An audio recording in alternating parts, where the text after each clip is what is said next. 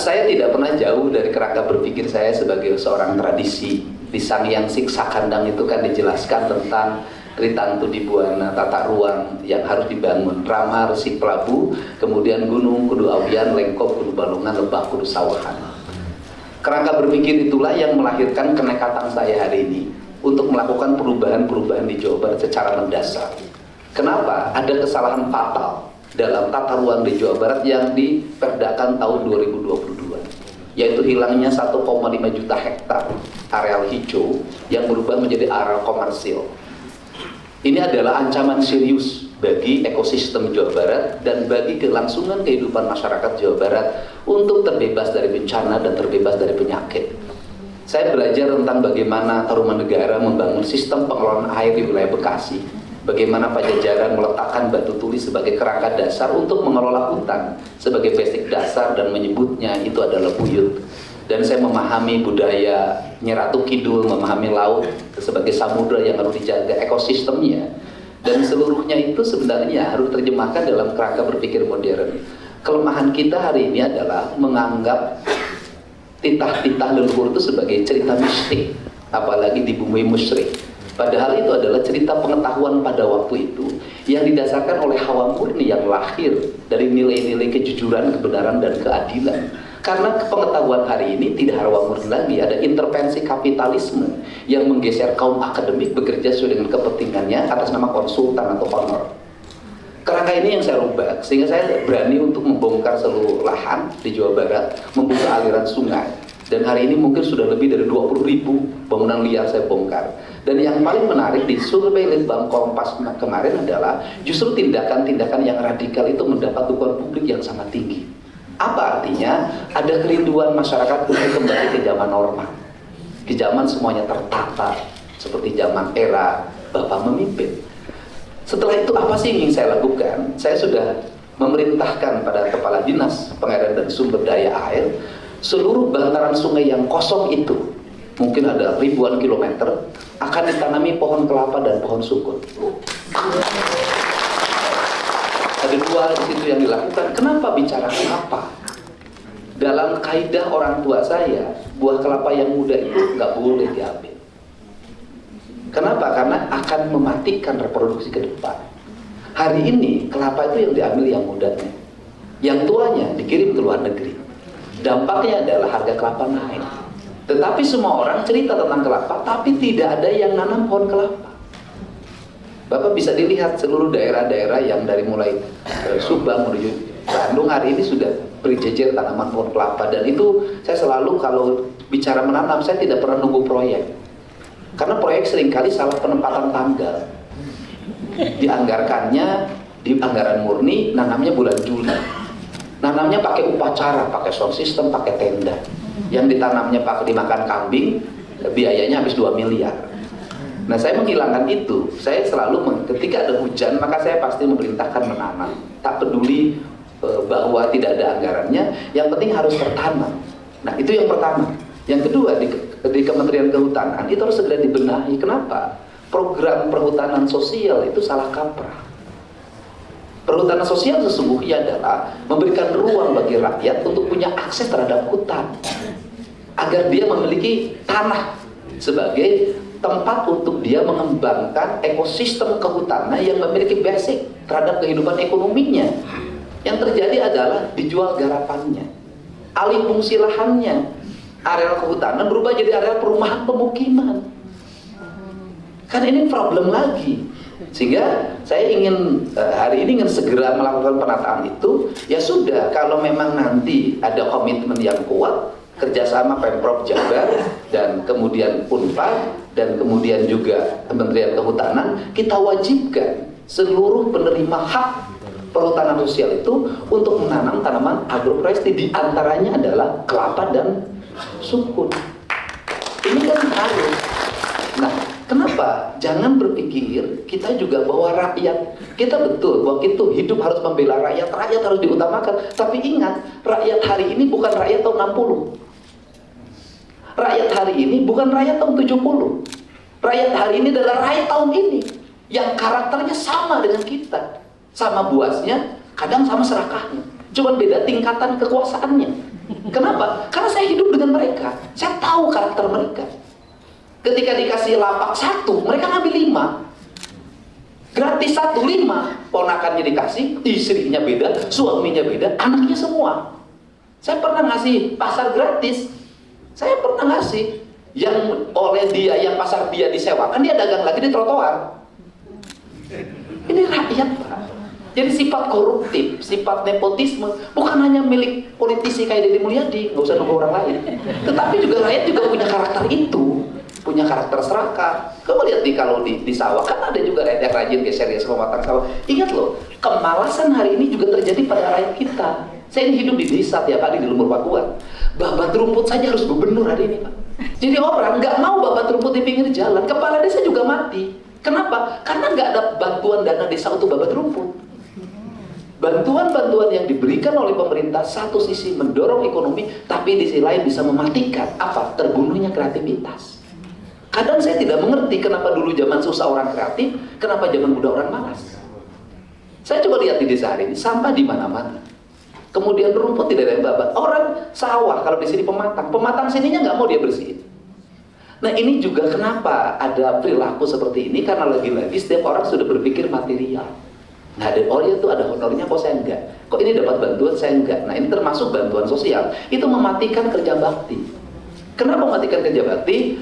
Kenapa? Loh saya kerja bakti tiap hari tapi nggak dapat PKH, nggak dapat bantuan pangan untuk dia. Sehingga saya mewajibkan lewat teman-teman di kantor dinas sosial, itu sebenarnya itu pemegang bantuan sosial itu semestinya dikasih lahan garapan. Dia suruh nanam pohon, dia suruh kerja bakti, dia suruh bersihkan sungai. Kalau tidak melakukan itu cabut. Kenapa? Karena kita juga tidak boleh menjadi rakyat menjadi pemalas. Karena ini penting. Nah yang kemudian yang berikutnya adalah saya ingin mengembalikan kembali fungsi-fungsi hutan. Ibu Ketua Komisi 4, ini pemerintah Provinsi Jawa Barat mengambil kebijakan yang memang agak aneh. Tahun depan, Pak Is, saya ingin menganggarkan 100 miliar untuk membeli pohon perhutani. Kenapa? Karena ngapain saya bikin setiap hari untuk dilakukan reboisasi yang belum tentu tumbuh. Saya nanam pohon belum tentu tumbuh kok. Kenapa yang sudah ada ditebang? Saya lebih berpikir ya sudah, yang sudah ada nggak usah ditebang, kita nanam baru. Di catchment area, daerah Cirata, daerah Jatiluhur, daerah kemudian Saguling, itu banyak tanah perhutani yang ditanamin oleh rakyat, udah menghijau. Ketika sudah besar, rakyatnya karena dia harus komersil, dia harus dijual, ditebang. Kan kalau dihitung pohon, satu pohonnya paling dijual 1,5 juta itu. 1 juta dia jual. Tapi kalau kita melakukan penanaman, itu lebih dari 2 juta biayanya sampai besar. Sehingga saya sudah minta bupatinya, data seluruh pohonnya, aku beli tahun depan. Sehingga nanti kita punya pohon yang umurnya 20 tahun, 30 tahun, 40 tahun.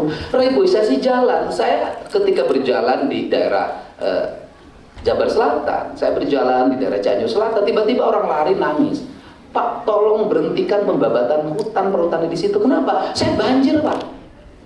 Nah, saya katakan udah telepon gitu, tapi kan saya juga mikir penghutani ekosistem ekonominya dari mana? Ya udah deh, pemerintah Provinsi Jawa beli pohon itu. Untuk apa? Untuk kepentingan jangka panjang. Kita selalu memahami pohon itu pohon dijual, padahal oksigen berapa sih nilainya, air sih berapa nilainya. Maka kebijakan fiskal di Jawa Barat hari ini adalah akan menghitung mata air, akan menghitung oksigen sebagai bagian fiskal untuk daerah, untuk desa. Ini penting, kalau enggak semua orang pengen pembebasan tanah. Nah, kemudian yang berikutnya adalah perubahan konservasi. Saya ada 2 hal yang dilakukan di Jawa Barat hari ini, termasuk mungkin di dalamnya sukun dan kopi, adalah ini tanah-tanah perkebunan di KSO-kan pada orang yang baru belajar wisata. Akhirnya nggak jelas. Dia lagi latihan menjadi pengusaha di bidang kepariwisataan, baru latihan. Akhirnya dia dapat konsensi KSO 300 hektar, 20 hektar. Gak karu-karuan. Coba lihat dari kerja saya dengan Ciwidey bagaimana berantakan hari ini. Kemudian Puncak, kalau saya tidak ngotot-ngotot hancur itu. Ciater hancur itu semua. Saya katakan tidak bisa. Tata ruangnya ganti, hijaukan kembali. Tidak ada perpanjangan izin. Yang ada saya evaluasi izin, saya cabut dan kemudian saya bongkar bangunannya. Kenapa? Saya melihat implikasi ekonominya mahal. Bencana di hilir, kekurangan air bersih. Dan kemudian kita ini punya pemahaman, kalau lihat karet, lihatnya selalu ekonomi tidak menguntungkan.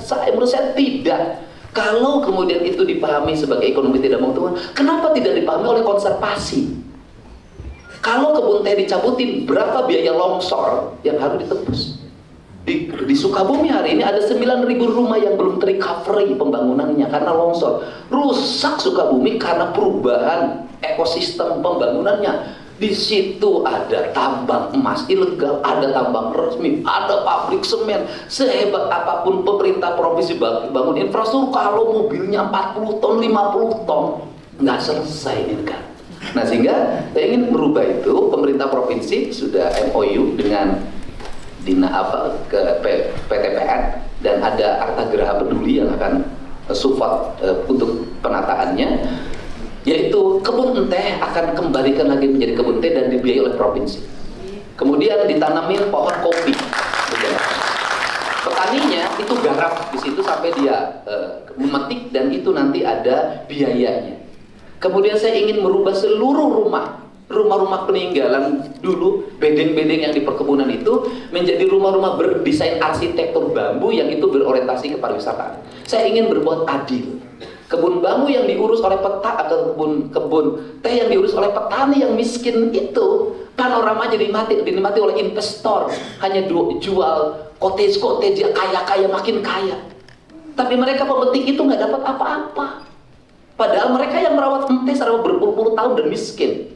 Maka saya hari ini sudah mengarahkan membangun beberapa rumah. Nanti rumah-rumah itu akan saya bangun dengan desain arsitektur yang indah seperti mereka cottage dibangun. Saya siapin 3 kamar untuk para tamu. Saya didik anak-anak yang pemetik kebun teh itu ke pariwisataan, bagaimana menyajikan makanan, melayani tamu dan sejenisnya, sehingga nanti tidak lagi jatuh ke orang kaya, tapi nanti jatuh ke para pemetik itu.